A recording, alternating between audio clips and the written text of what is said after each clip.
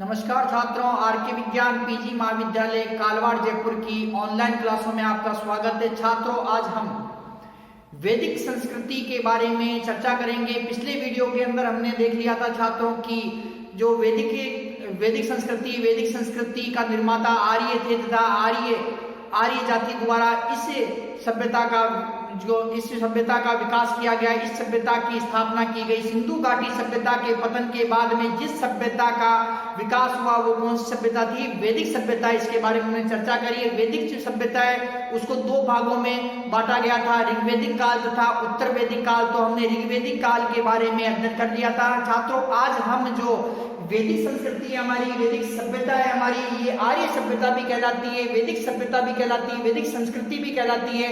तो जो आज हमारी वैदिक सभ्यता है, वैदिक संस्कृति, आर्य सभ्यता है, तो इसका हम उत्तर वैदिक काल के बारे में चर्चा करेंगे।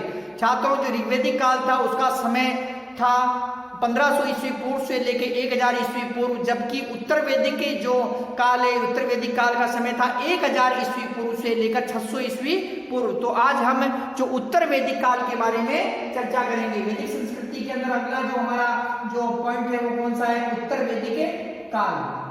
उत्तर वैदिक काल। तो उत्तर वैदिक काल के बारे में हम चर्चा करेंगे छात्रों। तो उत्तर वैदिक काल का जो समय उत्तर वैदिक काल का जो समय छात्रों कितना है? 1000 ईस्वी पूर्व से लेकर मोस्ट इंपोर्टेंट है 1000 ईस्वी पूर्व से लेकर 600 ईस्वी पूर्व। 1000 ईस्वी पूर्व से लेकर 600 ईस्वी पूर्व का समय किसका है? उत्तर वैदिक काल का ये समय है। छात्रों, जिस काल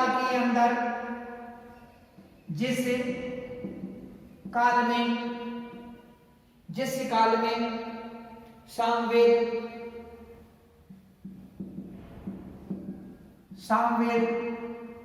जिस काल में यजुर्वेद, सामवेद, अथर्ववेद,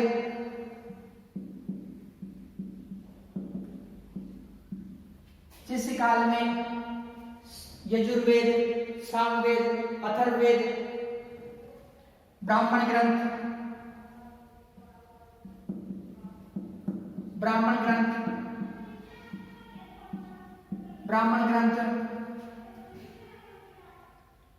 उपनिषदों,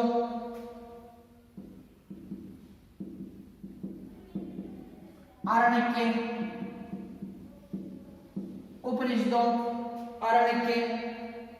की रचना हुई।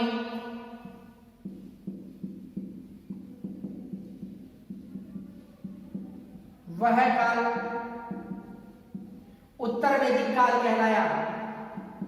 उत्तर वैदिक काल कहलाया। उत्तर वैदिक काल कहलाया। उत्तर वैदिक काल की जानकारी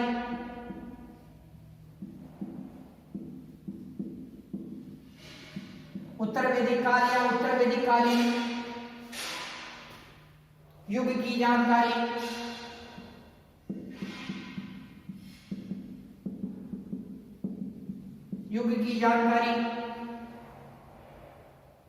यजुर्वेद,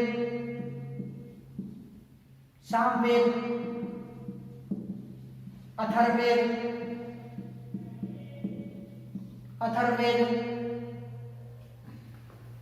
उपनिषदों, आरण्यके, ब्राह्मण ग्रंथ,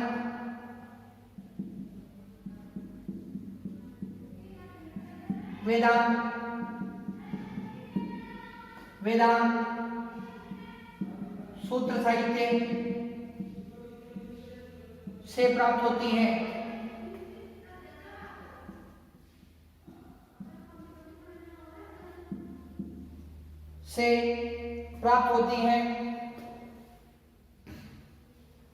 तो छात्रों, जैसा हमने पिछले वीडियो में देखा था कि जो ऋग्वेदिक काल है, ऋग्वेदिक काल की जानकारी हमें ऋग्वेद नामक ग्रंथ से पता चलती है। ऋग्वेदिक के अंदर ऋग्वेदिक काल में केवल ऋग्वेद नामक ग्रंथ की रचना हुई थी, परंतु यहाँ पर उत्तरवेदिक काल जो है, उत्तरवेदिक काल की जानकारी हमें किससे मिलती है? हमें उत्तरवेदिक काल की जानकारी मिलती है यजुर्वेद, सामवेद, अथर्ववेद, उपनिषद, आरण्यक, ब्राह्मण ग्रंथ, वेदांत, सूत्र साहित्य से हमें जानकारी प्राप्त होती है। तो छात्रों, जिस काल के अंदर उत्तरवेदिक काल कौन सा है? सीधी सी इसकी डेफिनेशन यही है कि जिस काल के अंदर यजुर्वेद, सामवेद, अथर्ववेद, ब्राह्मण ग्रंथ तथा आरण्यक के उपनिषदों की रचना हुई, वह काल क्या कहलाया? उपनिषद का वह काल क्या कहलाया? उत्तरवेदिक काल कहलाया। छात्रों, तो इसमें जिस काल में यजुर्वेद, सामवेद, अथर्ववेद, ब्राह्मण ग्रंथ, उपनिषद, आरण्यक की रचना हुई, वह काल उत्तरवेदिक काल कहलाया। उत्तरवेदिक काल की जानकारी हमें प्राप्त होती किससे? यजुर्वेद, सामवेद, अथर्ववेद, उपनिषद, आरण्यक, ब्राह्मण ग्रंथ, वेदांत, सूत्र साहित्य आदि से हमें क्या होता है कि हमें जानकारी प्राप्त होती है। किसकी जानकारी प्राप्त हो रही छात्रों? ये हमें उत्तरवेदिक काल की जानकारी में प्राप्त होती है। और उत्तरवेदिक काल का समय क्या है? 1000 ईस्वी पूर्व से लेकर 600 ईस्वी पूर्व जो उत्तरवेदिक काल का समय माना गया है। तो उत्तरवेदिक काल का समय कितना माना गया है? 1000 ईस्वी पूर्व से लेकर 600 ईस्वी पूर्व तक का समय। तो छात्रों, अब हम देखते हैं उत्तरवेदिक कालीन जो राजनीतिक स्थिति है, उत्तरवेदिक कालीन राजनीतिक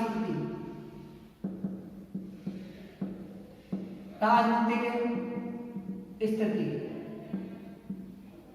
उत्तरवेदिक कालीन राजनीतिक स्थिति।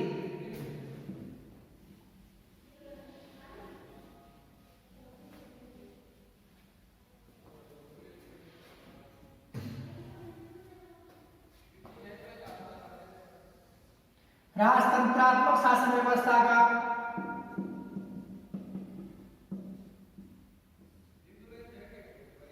प्रचलन था।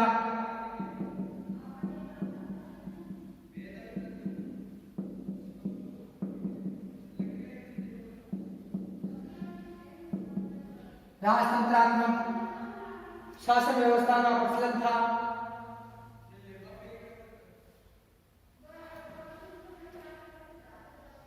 इस काल में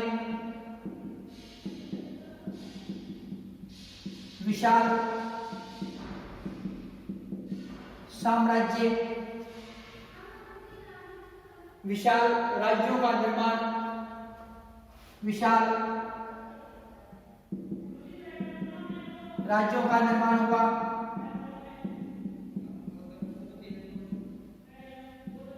इस काल में विशाल राज्यों का निर्माण हुआ।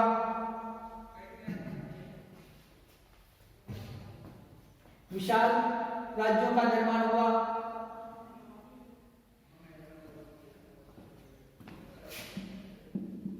इस समय राजा एक विस्तृत भूभाग पर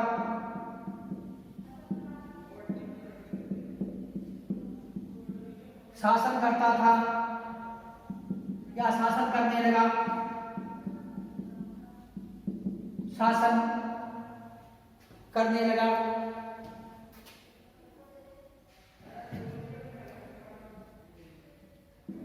उत्तरवेदिक कालीन शासक, उत्तर वैदिक कालीन शासक, सम्राट,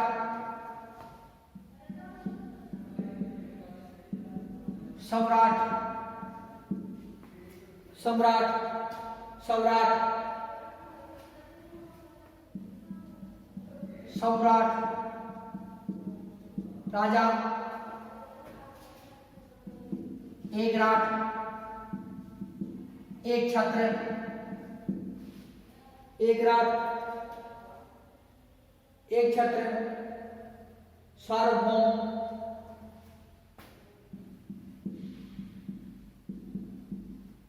जैसी उपाधियां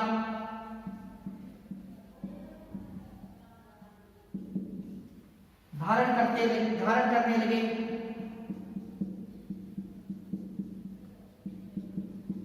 धारण करने लगे।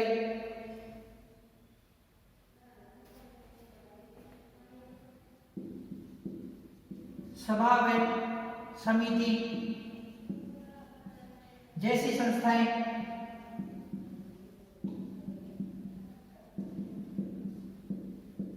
इस समय भी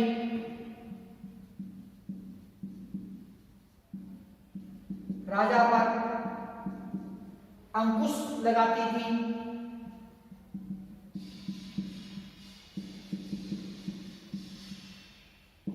राजा पर अंकुश लगाती थी।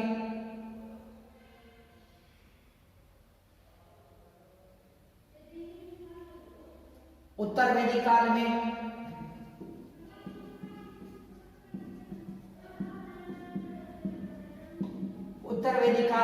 राजतंत्र के साथ साथ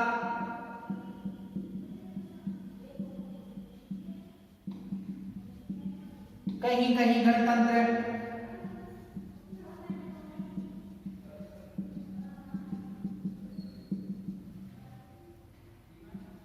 का भी उल्लेख मिलता है।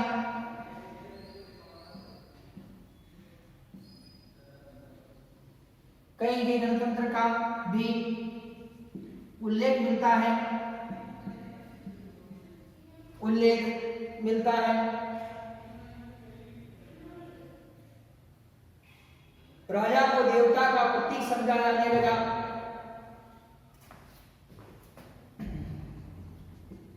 राजा को देवता का प्रतीक समझा जाने लगा।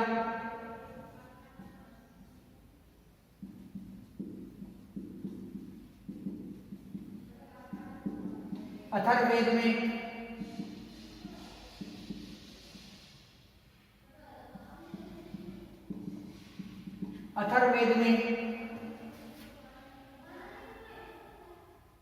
राजा परीक्षित को मृत्युलोक का देवता बताया गया। राजा परीक्षित को मृत्युलोक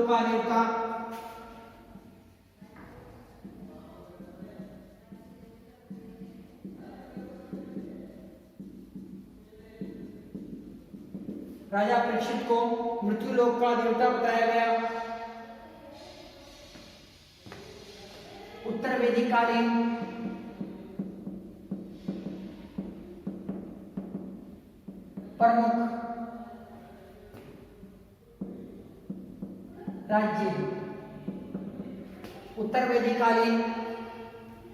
प्रमुख राज्य विदेह, कैकई,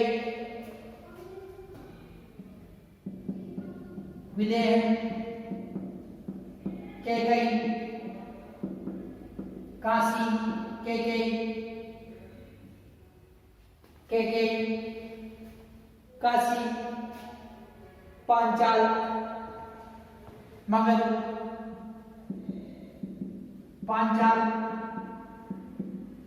मगध, कुरु, अंग। पांचाल, मगध, कुरु, अंग।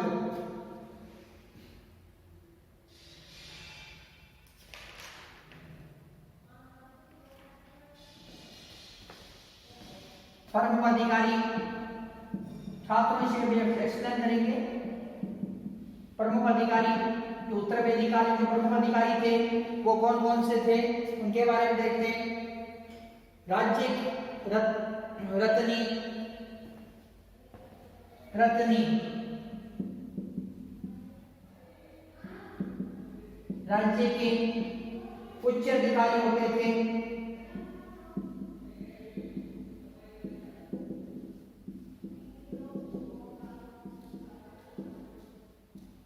इनकी संख्या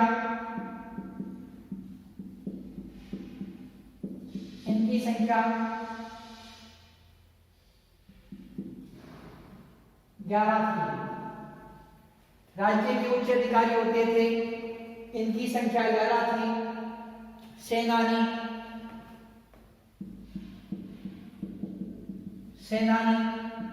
सेनापति सैनिक कार्य करता था। सैनिक कार्य करता था, सैनिक कार्य करता था। सूत रथ सेना का नायक, सूत रथ सेना का नायक, सूत रथ सेना का नायक। संग्रहीता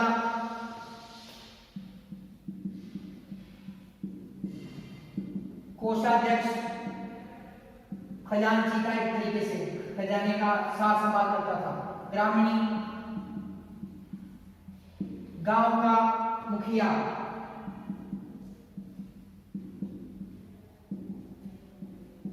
गांव का मुखिया। स्थपति शतपति,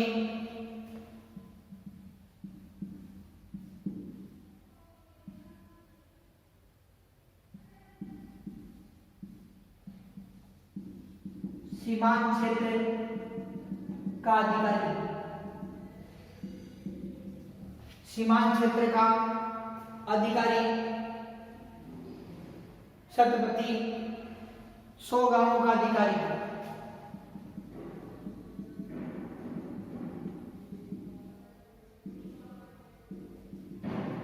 100 गांवों का अधिकारी।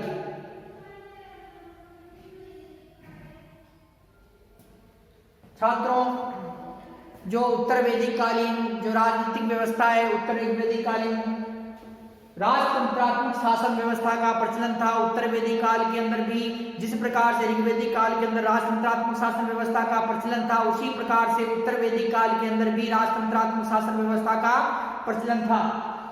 इस काल में विशाल राज्यों का निर्माण हुआ।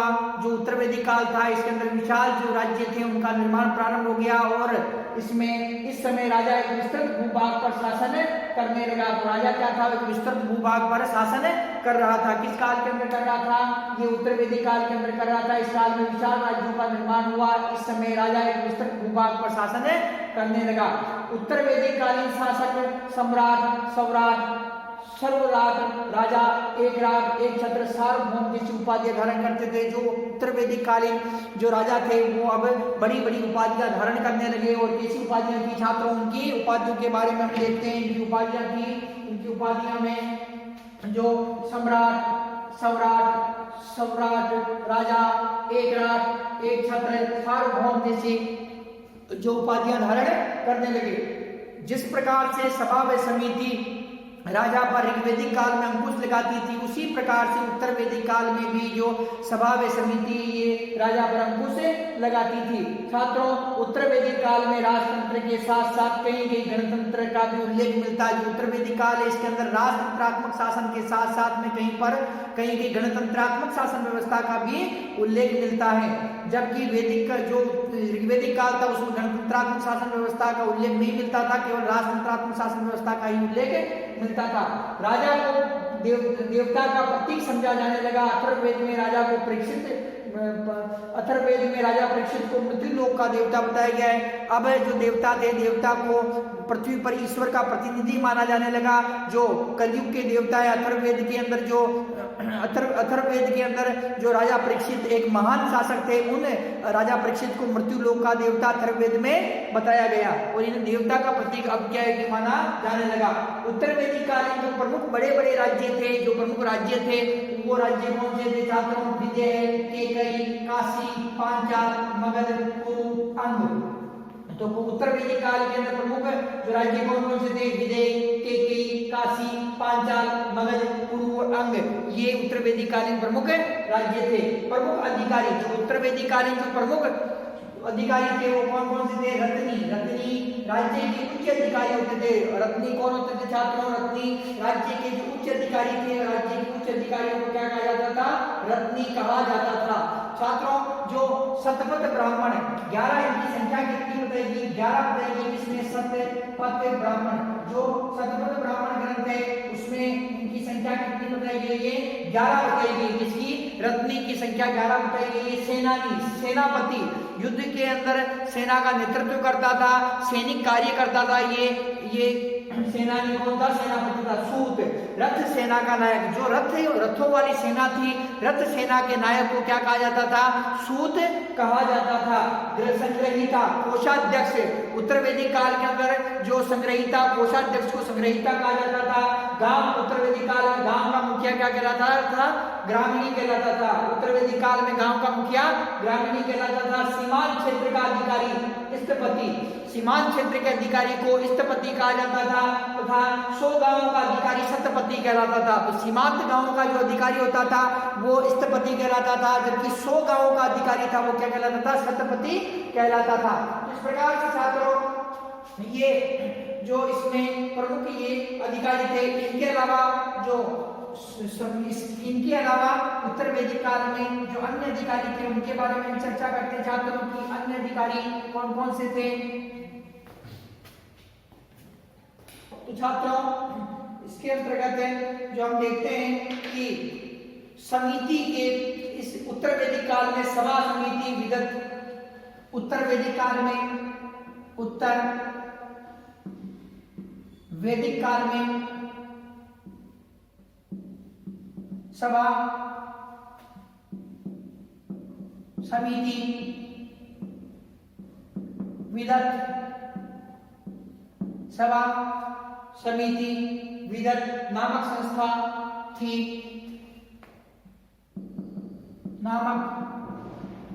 संस्था थी, ये वैदिक काल के अंदर भी थी और उत्तर वैदिक काल के अंदर भी मौजूद थी ये संस्थाएं। सभा को अथर्ववेद में नरिष्ठा कहा गया है। नरिष्ठा कहा गया है, अथर्ववेद में नरिष्ठा कहा गया है। समिति के प्रमुख को ईशान कहा जाता था। समिति के प्रमुख को ईशान कहा जाता था। समिति के प्रमुख को ईशान कहा जाता था।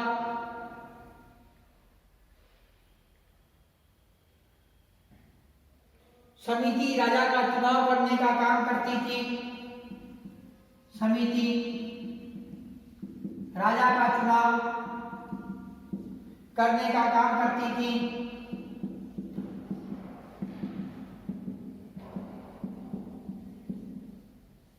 राजा का चुनाव करने का काम करती थी।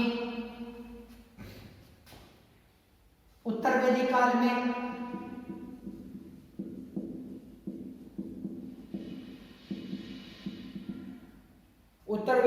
में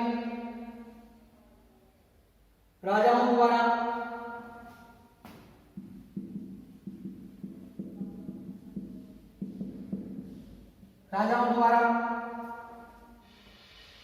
राजसूय यज्ञ,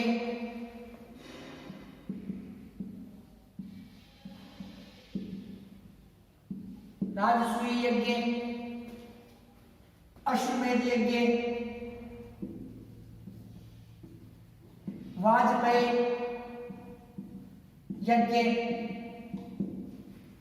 वाजपेयी यज्ञ, अग्नि अष्टोम यज्ञ,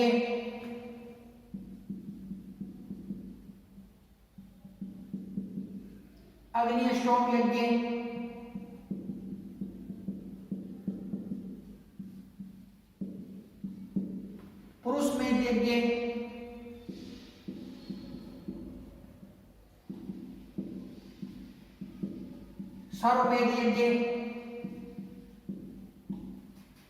सर्वमेध यज्ञ जैसे बड़े बड़े यज्ञ करवाए जाते थे। बड़े यज्ञ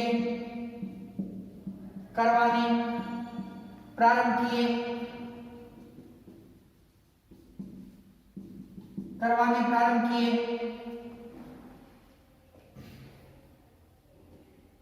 ऋग्वेदिक काल में अथर्ववेद के अनुसार राजा आय का 16वां भाग लेता था।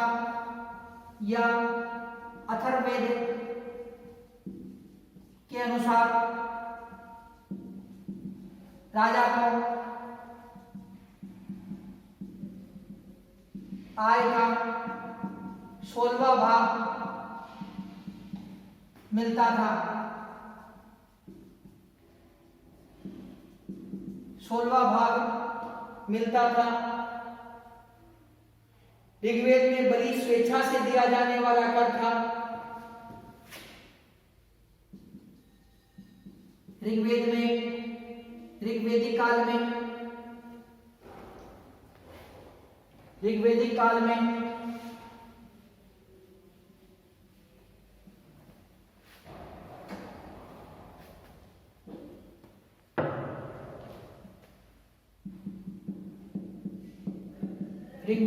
में बलि स्वेच्छा से दिया जाने वाला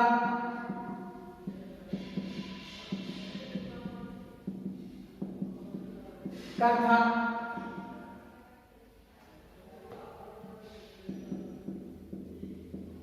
परंतु स्वेच्छा से दिया जाने वाला कर था, परंतु उत्तर वैदिक काल में इसे नियमित कर दिया गया।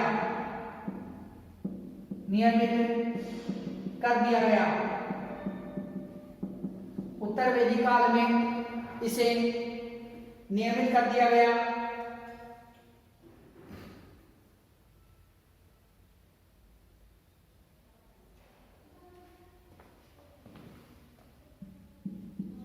अन्य अधिकारी, उत्तर वैदिक कालीन अन्य अधिकारी, अब इसे एक्सप्लेन करेंगे। अन्य अधिकारी ग्राम्यवादी,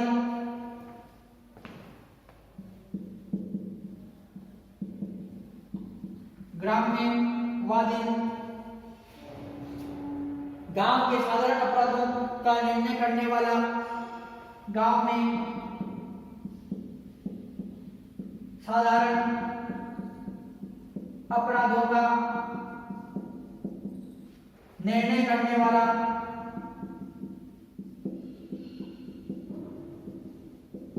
गांव में साधारण अपराधों का निर्णय करने वाला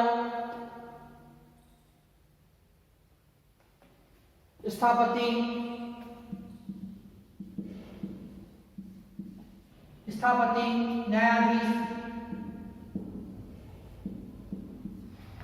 न्यायाधीश,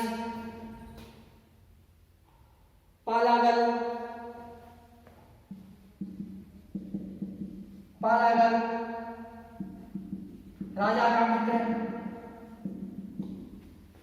राजा का मित्र,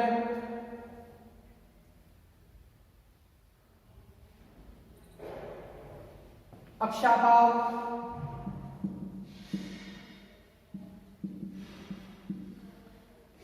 आय व्यय का लेखा जोखा रखने वाला,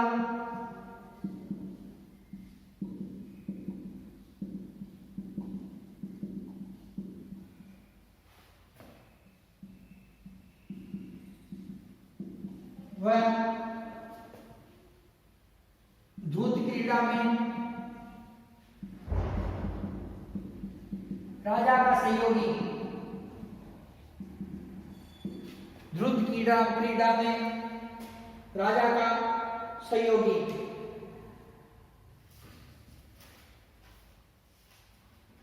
छात्रों, जो वैदिक कालीन, उत्तर वैदिक कालीन काल में सभा, समिति, विदर्भ नामक संस्था थी। जिस प्रकार से ऋग्वैदिक काल में ये संस्थाएं विद्यमान थी, उसी प्रकार से उत्तर वैदिक काल के अंदर भी संस्थाएं विद्यमान थी। सभा को अथर्ववेद में नरिष्ठा कहा गया है। समिति के प्रमुख को ईशान कहा जाता था। समिति राजा का चुनाव करने का काम करती थी।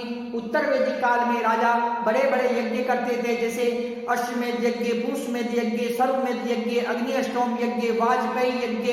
तो इस प्रकार के बड़े बड़े जो यज्ञ करते थे। अथर्ववेद के अनुसार जो आय का 16वां भाग राजा को प्राप्त होता था, इसका मतलब कर वसूला जाता था। अथर्ववेद के अनुसार राजा को आय का 16वां भाग जो मिलता था।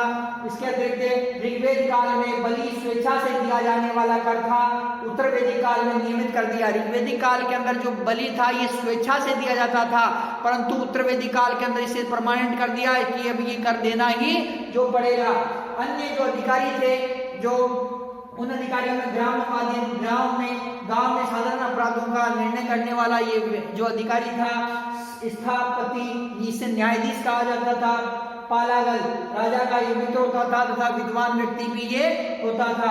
अक्षापाल आय व्यय का लेखा जोखा, कितनी इनकम आ रही कितनी जा रही, तो इस आय व्यय का लेखा जोखा भी रखता था। साथ में ध्रुत कीड़ा में राजा का सहयोगी भी ये होता था। तो इस प्रकार की ये जो राजनीतिक व्यवस्था थी, राजनीतिक व्यवस्था किसमें, उत्तर वैदिक कालीन राजनीतिक व्यवस्था ये थी। छात्रों अब हम देखते हैं उत्तर वैदिक कालीन सामाजिक जो व्यवस्था, सामाजिक स्थिति किस प्रकार की थी उसके बारे में चर्चा करते हैं।